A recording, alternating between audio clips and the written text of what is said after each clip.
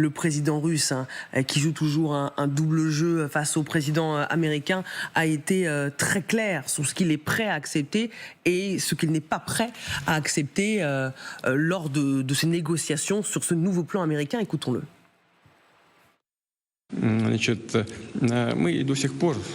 Nous continuons à recevoir des propositions de cessez-le-feu ici et là.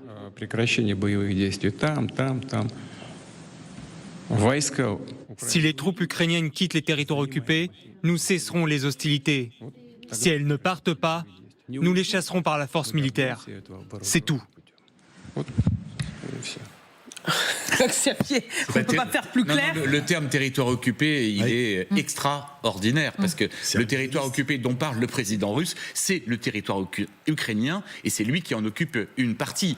Et en fait, il considère réellement, c'est là où on comprend toute la volonté de Vladimir Poutine, l'Ukraine n'existe pas. L'Ukraine, c'est la Russie. La Russie est chez elle en Ukraine, donc circuler, il n'y a rien à voir, il n'y a même pas de débat. Si jamais ils veulent bien se retirer, à la limite, je leur fais presque une fleur, dit le président russe, c'est pas moi qui le dis, du Donbass. Après, on pourra voir ce qu'on pourra faire. Mais de toute façon, même si jamais, dans les rêves les plus fous de Vladimir Poutine, l'Ukraine acceptait, la guerre continuerait. Parce que ce que veut le président russe, c'est toute l'Ukraine. Alors, elle pourrait continuer de différentes manières. Mais le but du jeu, c'est de remettre à Kiev un pouvoir qui soit totalement inféodé à Moscou, comme par exemple le pouvoir biélorusse à Minsk est totalement inféodé à Moscou en la personne de Loukachenko. On part sur le terrain du conflit. Vous le savez, nos reporters sont déployés dans toutes les zones, les villes clés. À Kiev, retrouvons nos envoyés spéciales Claire Cambier et Camille Souhaut. Bonsoir Claire, parce que je sais qu'il fait déjà nuit en Ukraine. Il y a 1 heure de plus, évidemment, en Ukraine. Concernant les Ukrainiens, vous avez entendu ce que dit Vladimir Poutine. Il dit pas question, en fait, de céder sur les territoires occupés. Il veut que les Ukrainiens partent d'eux-mêmes sur leur territoire, et il dit, si ils ne partent pas d'eux-mêmes, on ira les chercher. Oui, alors ici, vraiment, ce n'est pas une surprise. On ne s'attendait pas à une inflexion de la part de Vladimir Poutine. En tout cas, pas sans une pression maximale de la part des Ukrainiens. Et effectivement, Poutine l'a redit, il veut l'entièreté du Donbass. Il veut les 25% restants de l'oblast de Donetsk qui sont actuellement aux mains des Ukrainiens. Ligne rouge pour la Russie, mais c'est aussi la question des territoires, une ligne rouge pour le Volodymyr Zelensky et toute sa population. On en a discuté ici avec des habitants dans la capitale. On en a aussi discuté avec des soldats qui se battent actuellement sur le front. Alors effectivement, ils nous le disent tous, ils sont exténués, ils veulent que cette paix arrive, mais ils ne sont pas prêts à tout.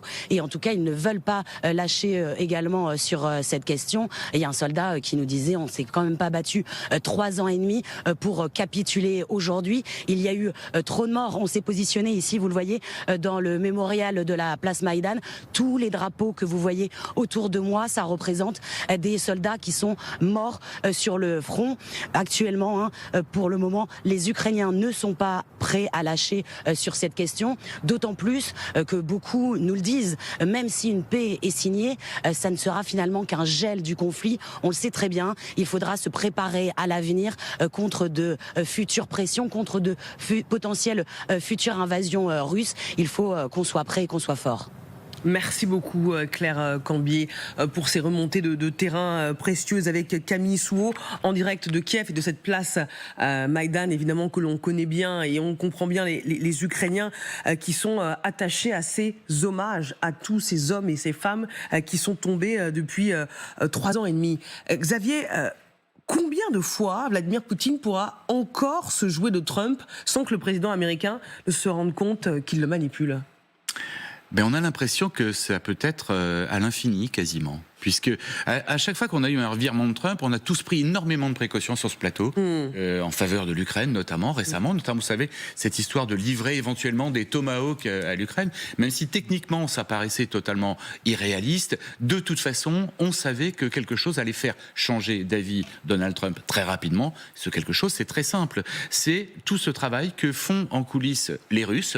Vladimir Poutine le premier, mais il n'est pas le seul. Les contacts qu'entretient Steve Witkoff, Jared Kushner, d'ailleurs le propre gendre de Donald Trump, avec les émissaires russes, et dans lesquels on aperçoit qu'ils sont totalement de leur côté. En fait, il n'y a aucun parti n'est pris pour l'Ukraine. Tout est fait pour donner le maximum d'avantages à la Russie, pour que d'ailleurs les deux hommes qui sont des hommes d'affaires, si ce n'est des affairistes patentés, en retirent eux aussi des avantages sonnants et trébuchants. Jamais la position ukrainienne n'est défendue de la part de cette administration, à part éventuellement par Kellogg, qui lui s'en va à la fin de l'année, qui est déjà totalement sur la touche, qui était un républicain old school, j'allais dire, qui défendait encore les intérêts de l'Ukraine face à la Russie dans une ambiance un peu de guerre froide revisitée. Mais autrement, toute la Maison-Blanche est plutôt du côté de Vladimir Poutine.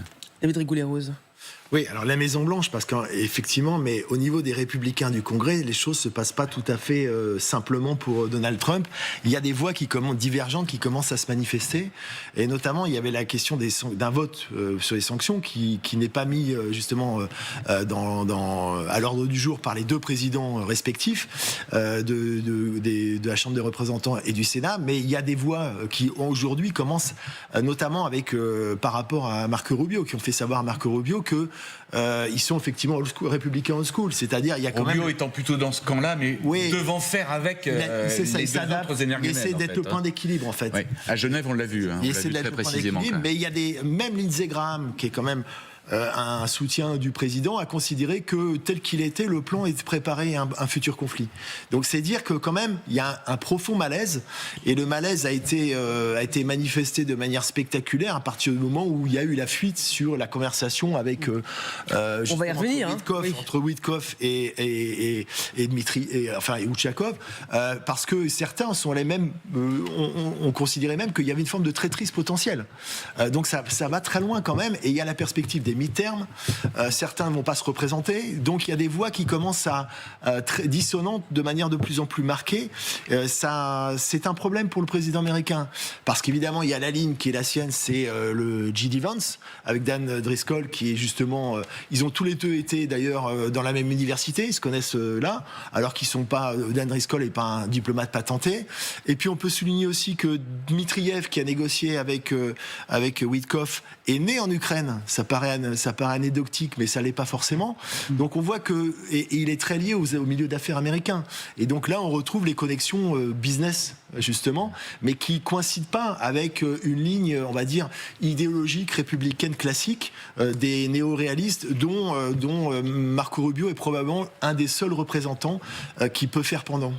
Alors non seulement Vladimir Poutine n'a pas l'intention de faire des concessions, il l'a dit, la Russie cessera les hostilités, je cite, quand Kiev se retirera des territoires que Moscou revendique.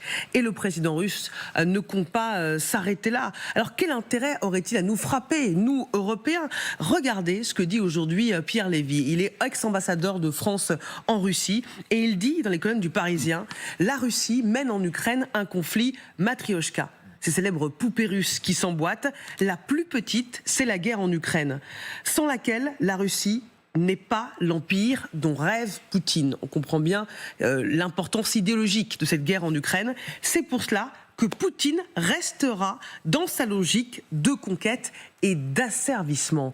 Jusqu'où? Eh bien, aujourd'hui, Vladimir Poutine répond aux Européens qui prédisent une guerre russe contre l'Europe. Écoutons-le. Il y a des points dont il faut encore rediscuter. Tout doit être formulé en langage diplomatique. L'un des points serait de préciser que la Russie ne veut pas envahir ou attaquer l'Europe. Pour nous, c'est ridicule, car nous n'avons jamais eu l'intention de le faire. Mais s'ils le veulent, nous pouvons le faire. Je pense qu'il y a des manipulateurs qui publiquement disent à leur population que la Russie s'apprête à attaquer et qu'il est nécessaire de renforcer ses capacités militaires.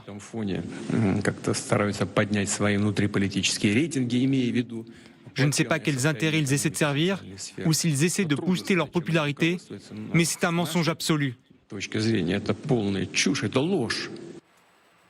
Ridicule, affirme Poutine, En même temps, il ne va pas dire publiquement j'ai envie d'envahir l'Europe. Je vous rappelle que quelques jours encore avant le début de la guerre en Ukraine, celle de 2022, il avait dit qu'il n'envahirait pas l'Ukraine. Donc, il faut toujours être prudent. De même pour la Géorgie, Pareil pour la Géorgie. même pour la Crimée, ça a toujours été le cas. On peut même remonter au mémorandum de Budapest qui fixait la façon dont l'Ukraine allait rendre les armes atomiques qu'elle détenait en vertu de sa position dans l'Union soviétique. Toutes les garanties avaient été données non seulement par la Russie, mais aussi par les États-Unis et par la Grande-Bretagne. Et tout ça, on a vu comment ça avait volé en éclats. Et c'est extrêmement intéressant de revoir ça. Ça date de 1994, parce que les garanties de sécurité qu'on pourrait accorder aujourd'hui à l'Ukraine en cas nouvelle agression dans le futur par la Russie, si jamais une paix était signée, serait à peu près du même acabit. Et on voit bien que rien, en fait, ne peut s'opposer à la volonté d'annexion toujours plus grande de Vladimir Poutine. Et les risques sur l'Europe, ils sont réels, avérés. Ils ne peuvent se dissiper que si l'Europe fait un geste pour se réarmer et pour faire comprendre à Vladimir Poutine que cette fois-ci, le morceau serait trop gros pour lui, que s'en prendre à l'Estonie, par exemple, puisqu'on parle beaucoup de ce pays-là, ce serait s'en prendre à toute l'Europe. Autant ou pas autant, puisqu'on voit bien aussi que dans le même temps, les États-Unis ont tendance un peu à nous laisser tomber, notamment du côté du chapitre 5 de l'OTAN. Général Chevauty. Je crois surtout qu'il faut prendre conscience que rien n'est intangible. Ce qui était valable en 1994 ne l'est peut-être plus forcément aujourd'hui, pour plein de raisons différentes. Les choses changent. Donc en fait, garantir des garanties de sécurité, on peut difficilement les imaginer à 50, 60, 70 ans. Donc elles vont être forcément d'une durée limitée. Donc il va falloir en cours de route mettre en place des modes de mise à jour de ces garanties de sécurité pour qu'elles restent crédibles dans le temps. C'était limité à 10 ans d'ailleurs dans le plan, voilà, en 28 points.